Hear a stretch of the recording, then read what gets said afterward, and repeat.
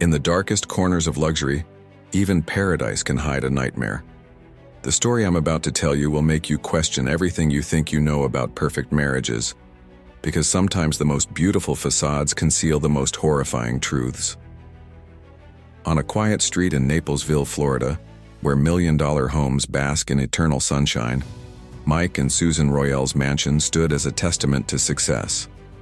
Their neighbors would often see them stepping out of expensive cars, dressed in designer clothes, heading to another elite social gathering. Mike, the successful businessman who seemed to have the Midas touch, and Susan, his radiant wife, appeared to be living the American dream. But dreams, as we know, can quickly turn into nightmares. Before Susan, there was a different story, one of young love and slow decay. Mike's first marriage to Dee Dee Hoffman began in their college days at the University of Florida. For 25 years, they built a life together, with Dee Dee later describing Mike as a gentle soul who never showed a hint of violence. But success has its price, and Mike's relentless pursuit of wealth created an invisible wall between them. Business trips grew longer, dinners grew colder, and eventually, their marriage dissolved quietly in 2005. Enter Susan, a hospice nurse with magnetic charisma and an intoxicating zest for life. Their romance began in the digital realm of online dating, where Susan's messages captivated the then lonely millionaire. At 38, she brought fresh energy into Mike's world, and by August 2007, she had claimed her place as the new Mrs. Royale. But beneath the surface of their picture-perfect life, something was stirring. Those who looked closely noticed the subtle shifts in Mike's behavior after Susan moved in. The once independent businessman began deferring to his new wife's decisions. Susan, who had spent years caring for the dying, now devoted herself to running their household with meticulous, some might say controlling, precision. Then came that fateful morning of February 3, 2018. Before the sun had risen over their manicured lawn, a panicked call broke through the pre-dawn silence. Mike's trembling voice reported a home invasion, a masked intruder with a knife. But when emergency services arrived at the mansion, the scene that awaited them would challenge everything they thought they knew about this golden couple. As police lights painted sinister shadows through the mansion's pristine windows, investigators would soon discover that in this house of mirrors, nothing was quite what it seemed. The perfect marriage, the successful businessman, the caring former nurse, each layer they peeled back revealed darker truths beneath. You see, Susan had brought more than just vitality to their relationship. Her previous work in hospice care had given her intimate knowledge of death, and her dominant personality had slowly but surely begun to reshape every aspect of Mike's world. After leaving her nursing career behind, she focused her attention entirely on their domestic life, and perhaps on plans that no one could have suspected. The pristine halls of the Royale mansion held darker secrets than anyone could have imagined. By 2015, the golden veneer of Mike and Susan's marriage had begun to crack, revealing a troubling reality beneath. Mike had made concessions for love, purchasing a dental clinic nearby, abandoning his business travels. But these sacrifices seemed to only intensify the shadows growing within their home. His friends would hear him speak of Susan as his chance at a new life, but his voice carried an undertone of uncertainty that few noticed at the time. The breaking point came in the form of a wedding. Caroline, Mike's eldest daughter, was planning her special day, and like any loving father, Mike wanted it to be perfect. The initial budget of $100,000 was already a point of contention, but when the final cost soared to $250,000, it ignited a powder keg that had been building for years. Susan's rage at this extravagance would prove to be more than just financial frustration. It was a catalyst that would expose the violent undercurrents of their relationship. The dynamic between Susan and Caroline had always been toxic.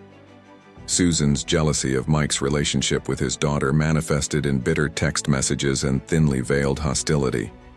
She viewed Caroline as a threat to her control over Mike's life and resources. Caroline, in turn, saw through Susan's carefully maintained public persona, noting her stepmother's concerning relationship with alcohol.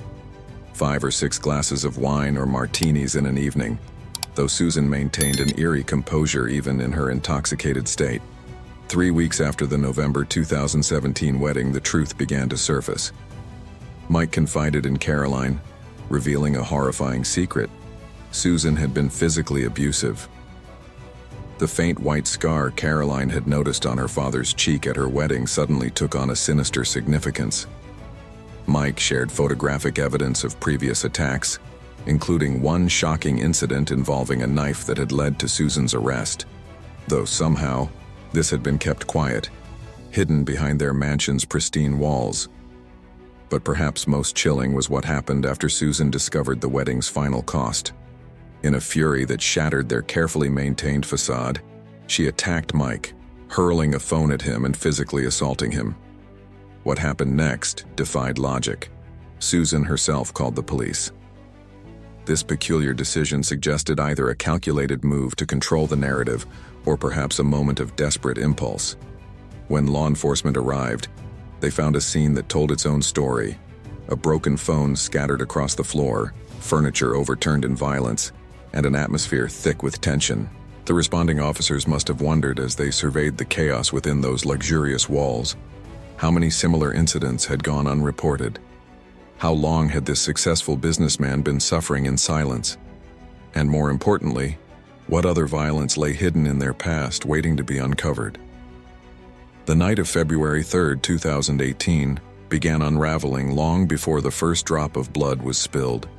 Earlier that evening, the upscale restaurant Bella Marina had hosted what would be Mike and Susan Royale's final dinner together.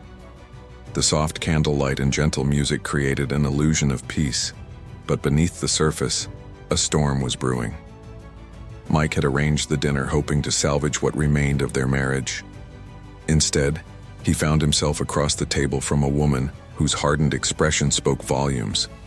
Susan, who had once brightened his world with her magnetic personality, had transformed into someone he barely recognized.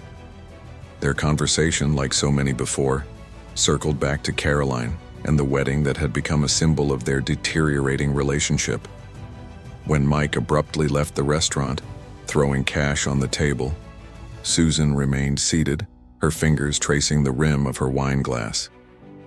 The $250,000 wedding expense had become her obsession, a tangible representation of what she viewed as Mike's betrayal. In her mind, every dollar spent on Caroline was a dollar taken from their future together. Her response was swift and calculated, a text message that cut through the night. "Good luck with your daughter. I'm filing for divorce." Then, almost as an afterthought, another message that carried a more ominous tone. "You have serious issues with your daughter. I will not tolerate this behavior." The mansion welcomed Susan home with shadow-filled hallways, moonlight streaming through the floor-to-ceiling windows. She retreated to the guest room, the space that had become her refuge during their recent conflicts.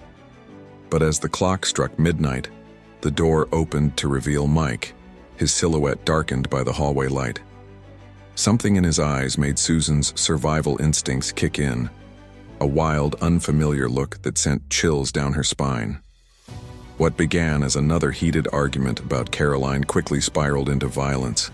The flash of a knife caught the moonlight, and suddenly Susan felt the searing pain of the blade piercing her abdomen. Blood began trickling down her arm from a second strike. This was no accident, no heat-of-the-moment slip. Every movement was deliberate and calculated. But Mike had underestimated his wife's will to survive. Despite her injuries, Susan's previous experience as a hospice nurse had taught her about human vulnerability. Her determination to live outweighed his resolve to end things, and in that crucial moment of hesitation, the night took a turn that would forever change both their lives. In that desperate moment, Susan's survival instinct kicked in. "I won't file for divorce. I won't leave you," she whispered through waves of pain, hoping these words would pierce through Mike's rage. They did. The change in his eyes was instant, as if awakening from a trance to find himself holding a bloody knife.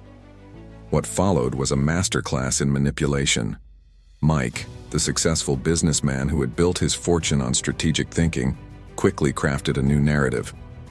"It was a stranger," he insisted, his voice steady despite the tremor in his hands. "We'll say it was someone in a mask.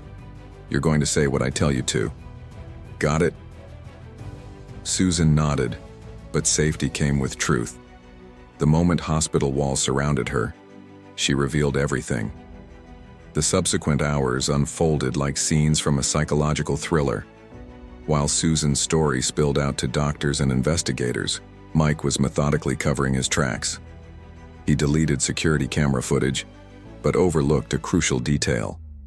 The restaurant's surveillance cameras had already captured their separate departures, their cold distance, and the brewing storm that would explode later that night.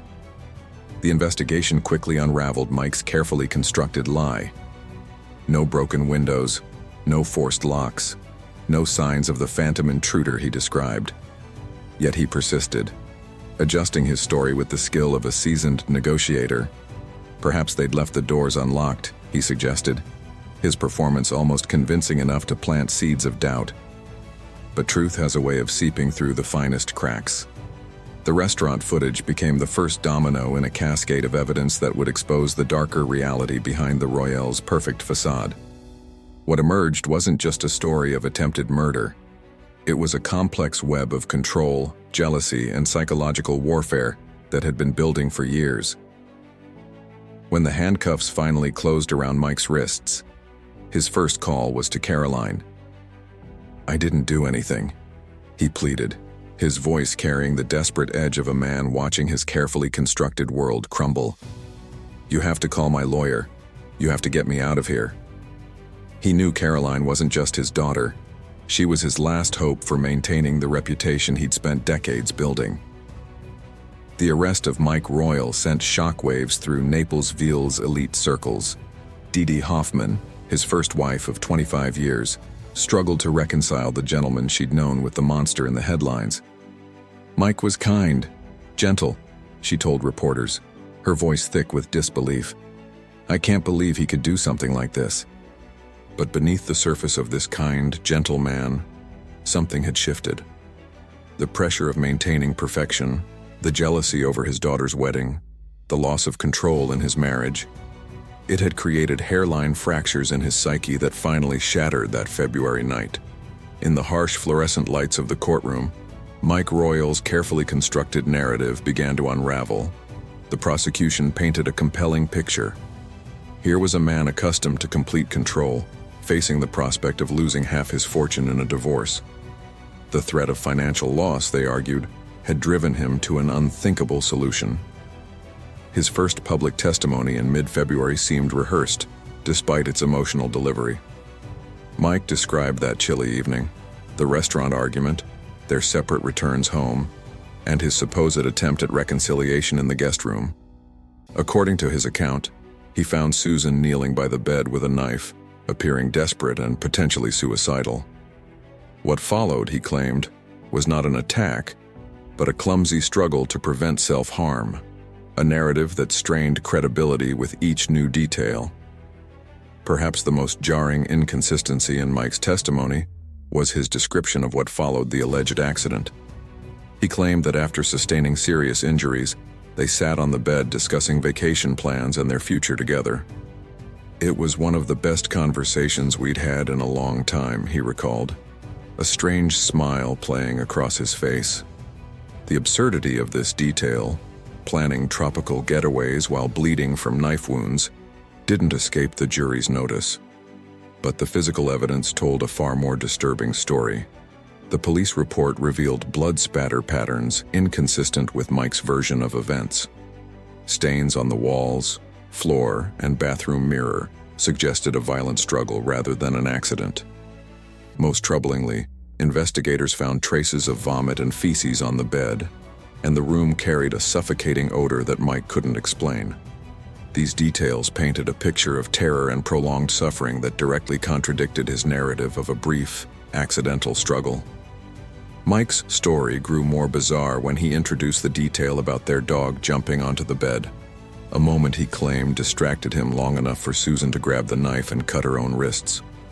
According to his testimony, this led to a panicked discussion about jail time, prompting him to disable the surveillance cameras before fabricating the home invasion story. The prosecution methodically dismantled each element of Mike's account. The evidence suggested not a desperate attempt to prevent self-harm, but rather a calculated attack that spiraled out of control.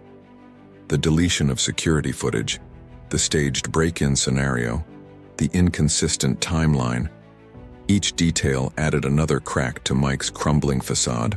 In the fluorescent glare of evidence review, Mike Royale's carefully constructed narrative began to collapse.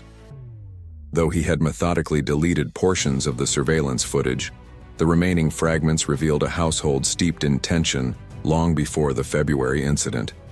Medical experts testified that Susan's wounds showed deliberate intent, precise knife strikes that contradicted Mike's claims of an accidental struggle. The courtroom became an arena of psychological warfare. Mike's defense team crafted a narrative of a man trapped in a toxic marriage, portraying Susan as the true aggressor. They presented her previous arrest record and introduced a series of threatening text messages she had sent to Mike. Their most compelling evidence came from Mike's posts on online support forums, where he had detailed his struggles with a controlling spouse who demanded he sever ties with his daughter and frequently accused him of infidelity without cause. Susan's messages about self-harm initially seemed to support the defense's theory. In several texts, she had expressed feelings of hopelessness and loss of purpose. Mike's attorneys seized upon these writings, suggesting she might have orchestrated the attack to frame her husband. However, Susan's legal team countered with devastating logic. If Mike truly feared for his safety, why maintain the facade of a happy marriage? Why fabricate an elaborate story about a masked intruder rather than simply report the truth? The introduction of forensic evidence added another layer of complexity to the proceedings. The defense brought in a blood spatter analyst who testified that Susan's injuries occurred around 3 a.m., aligning with Mike's version of events. Yet Susan maintained the attack happened at midnight while she slept, creating a critical timeline discrepancy that would become central to the trial. As medical experts prepared to weigh in on the evidence, tensions in the courtroom reached a fever pitch.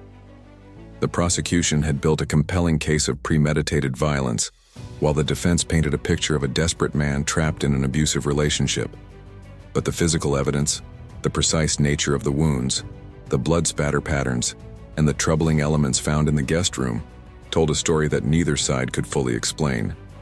The trial of Mike Royale took a dramatic turn when the credibility of his key expert witness imploded spectacularly. The forensic specialist, whose testimony about blood spatter patterns had been central to Mike's defense, was revealed to have a disturbing history. Not only had his license been suspended for ethical violations, but investigators had discovered a grotesque collection of human organs, hearts and brains, stored in his personal refrigerator. This revelation sent shockwaves through the courtroom and devastated Mike's carefully constructed defense. Susan's legal team seized this opportunity to present their own analysis of the crime scene evidence. The blood patterns, they argued, told a story of deliberate violence rather than self-harm. In compelling testimony, Susan demonstrated how Mike had forcibly placed the knife in her hand, creating wounds that would support his narrative of attempted suicide. She described being restrained, unable to defend herself as he methodically inflicted injuries on her body before cutting himself to corroborate his story. The prosecution then unveiled evidence that shattered Mike's image as a devoted husband, trying to save his marriage. Digital forensics revealed his active profiles on multiple dating sites where he pursued younger women while openly discussing his plans for a future without Susan. This discovery transformed the prosecution's narrative.